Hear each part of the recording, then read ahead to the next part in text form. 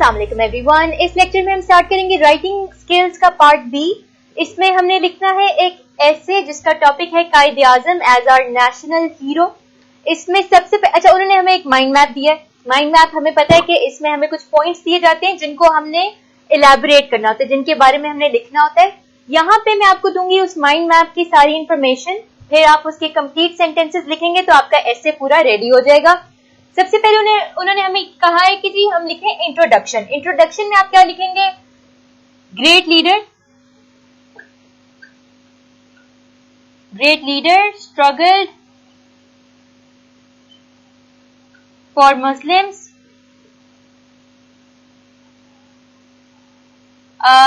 Acquired Pakistan.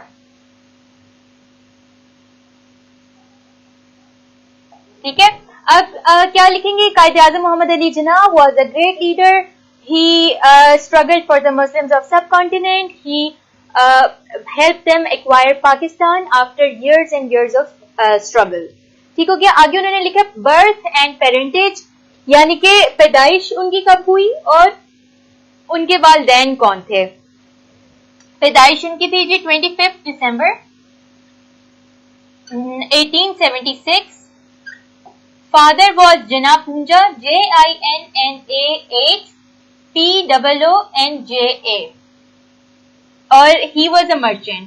ठीक है, merchant होते आपका ताजर। और मदर was मिठी बाई, MITHIBAI। ठीक है, ये उनकी बर्थ और पेरेंटेज हो गई। फिर उन्होंने लिखा है schooling and early life.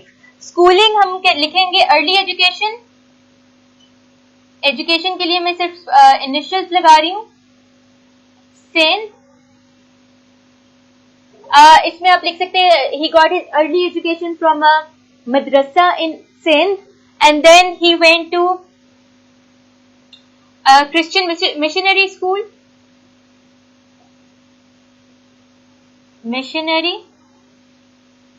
School.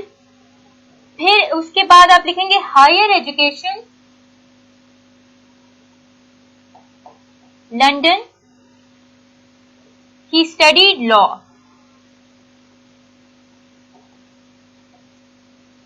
जी अच्छा, अब लिखेंगे आप क्या? आप लिखेंगे he got his early, got नहीं यूज करना, आप यूज कर सकते पहले जैसे हमने एक्वायर्ड लिखा है उसके बाद हम लिख सकते हैं ही gained his early education in Sindh, in a madrasa in Sindh and a Christian missionary school. For his higher studies, he went to London. There he studied law and became a lawyer. उसके बाद है personality traits. Personality traits का मतलब होता है किरदार की जो उनकी खूबियां थी वो क्या थी। उसमें आप बहुत कुछ चीजें लिख सकते हैं, आप अपनी मर्जी से भी उसमें एडजेक्टिव्स ऐड कर सकते हैं। और मैं क्या लिख रही हूँ? मैं लिख रही हूँ डिटरमिन्ड, विजनरी और डिटरमिन्ड का मतलब होता है पुरअज़म, मजबूत इरादा रखने वाले शख्स। और विजनरी का मतलब होता है जो फ्यूचर देखे और समझ जाए कि फ्यूचर के लिए हमें क्या चाहिए। ठीक है, फिर इसमें हम लिख सकते हैं अनटायरिंग, यानी कि उन्होंने अनथक मेहनत की।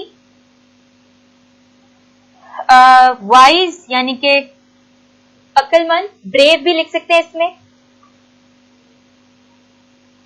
अच्छा, इसको आप कैसे लिखेंगे? He was a determined man, he thought of establishing a separate country for Muslims and he struggled for that vision.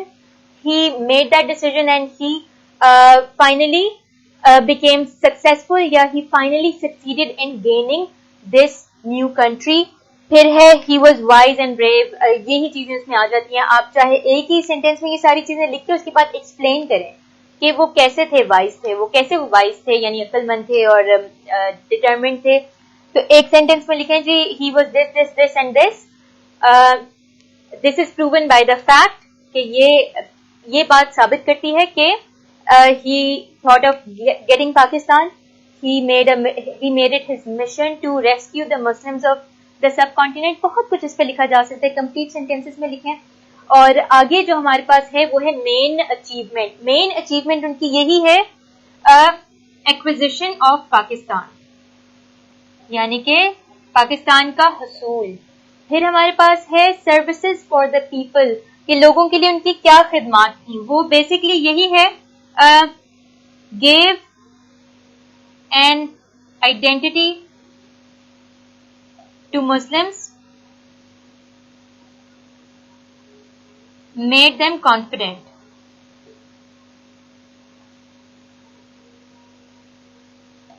Okay, he gave the Muslims of the subcontinent a separate identity, and he made them confident enough to ask for their rights. He took them out of slavery, कि उन्होंने गुलामी से उनको निकाला। ठीक है, इस तरह की चीजें आप इसमें लिख सकते हैं। फिर है जी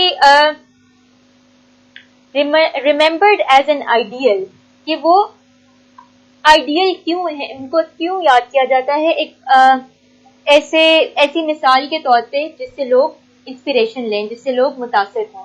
तो बेसिकली वो यही है कि सेट गोल्स फॉर मुस्लिम्स। ये सारी चीजें ना रिलेटेड हैं कि उन्होंने मुसलमानों के लिए गोल्स को सेट किया, उन्होंने क्या किया कि उनको एक पूरा मिशन, एक प्लान बना के दिया, जो उनकी आइडेंटिटी, उनकी जो शिनाख्त खो चुकी थी वो उनको वापस दिलाई। इसको आप लिखेंगे he set goals for Muslims of Pakistan, he made sure to look after his people, he gave speeches and he struggled day and night for the betterment of Pakistan. ठीक है, आगे आखिरी उन्होंने लिखा है जी कंक्लूजन। कंक्लूजन का मतलब होता है इसका इख्तिताम। इख्तिताम में आप क्या लिखेंगे, उनकी डेथ के बारे में लिखेंगे। 11 सितंबर 1948 में उनकी डेथ हुई, और किस वजह से हुई, उनकी डेथ की जो कॉज थी वो थी टीबी, ट्यूबरकुलोसिस। यानी कि he died on 11 September 1948 because of TB. He was the first Governor General of Pakistan. He was also he set an example for all of Pakistanis of the future until the end of times, to work hard, to be honest, to be true to their religion, and to be true to their country, to be patriots. ठीक है, set an example लिखते हैं, और of honesty and hard work। ठीक हो गया, ये है आपका माइंड मैप की सारी इंफॉर्मेशन। इसको आप नोट करें और कंप्लीट सेंटेंसेस बनाएं, इससे आपका ऐसे इजीली हो जाएगा। मैं आपसे मिलूंगी नेक्स्ट लेक्चर में, तब तक के लिए अल्लाह हाफिज।